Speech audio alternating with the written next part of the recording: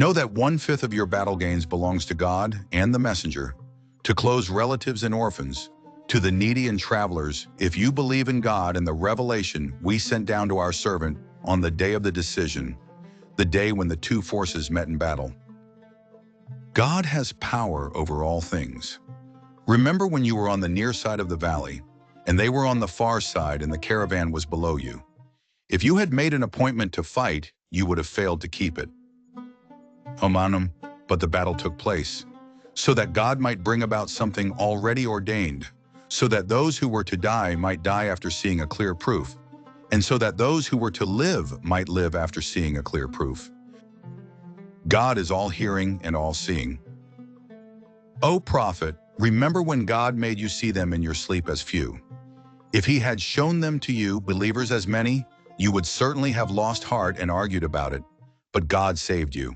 He knows the secrets of the heart. When you met, he showed them to you as few, and he made you few in their eyes so that he might bring about what has been ordained. Everything goes back to God. Believers, when you meet a force in battle, stand firm and keep God firmly in mind so that you may prosper. Obey God and his messenger, and do not quarrel with one another, or you may lose heart and your spirit may desert you. Be steadfast. God is with the steadfast. Do not be like those who came out of their homes full of conceit, showing off to people and barring others from the way of God. God has full knowledge of all that they do. Satan made their foul deeds seem fair to them and said, "No one will conquer you today, for I will be right beside you." But when the armies came within sight of one another, he turned on his heels, saying, "This is where I leave you. I see what you do not, and I fear God. God is severe in his punishment."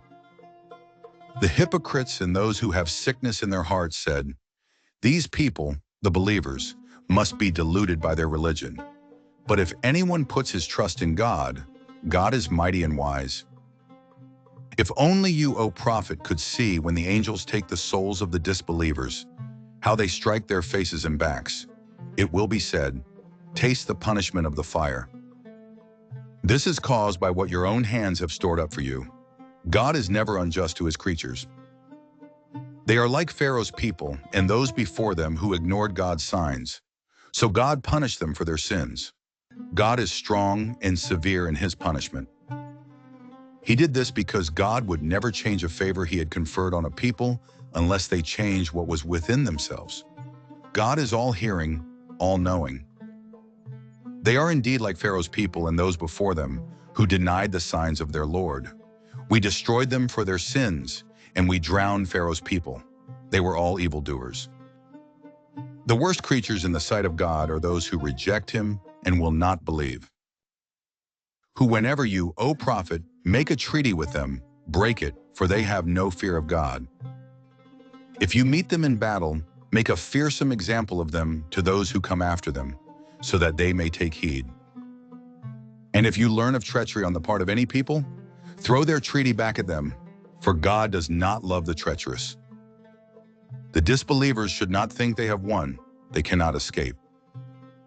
Prepare whatever forces you believers can muster, including war horses, to frighten off God's enemies and yours, and warn others unknown to you but known to God. Whatever you give in God's cause will be repaid to you in full, and you will not be wronged.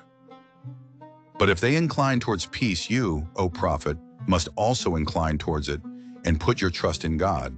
He is the all-hearing, the all-knowing. If they intend to deceive you, God is enough for you. It was he who strengthened you with his help. And with the believers, and brought their hearts together. Even if you had given away everything in the earth, you could not have done this, but God brought them together. God is mighty and wise.